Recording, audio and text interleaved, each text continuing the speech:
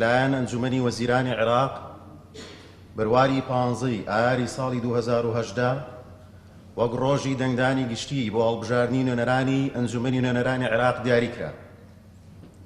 دیاریکردنی وادەیە بەبێ هەماهەنگی بوو لەگەڵ کۆمیسیۆنی باڵای سەربەخۆی هەڵبژاردنەکانی عێراق،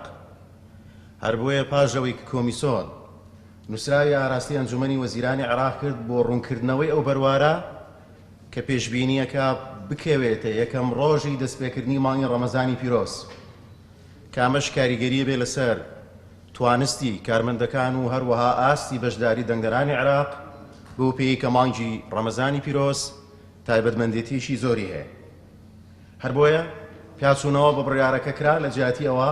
لەسەر داواکاری کۆمیسیۆن کرایە 12 پێنج واتە ڕۆژی شەممە، واتە چەند ڕۆژێک بەر لە دەستپێکردنی مانگی ڕەمەزانی پیرۆز، ئەویش بۆ ئەوەی کە خۆتان نەزانن کە کاراسانی بێ بۆ پێشوازیکردنی دەنگدەران. ئەوەی پەیوەندی هەیە بە لایەنی جێبەجێکار کە کۆمیسیۆنی باڵای سەربەخۆی هەڵبژاردنەکانی عێراقا قۆناغەکانی جێبەجێکردن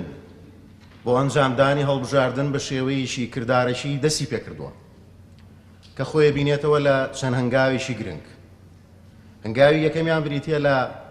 کردنەوەی بنکەکانی نوێکردنەوەی تۆمار کە تایبەتن بە خستنە ڕووی تۆماری سەرەتایی دەنگدەران،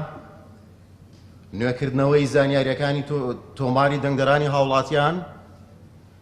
قۆناغی تر بریتە لە قۆناغی تۆمارکردنی قەوارە سیاسیەکان بۆ بەشداریکردن لە هەڵبژاردننی ئەنجومەنی نوێنەرانی عێراق.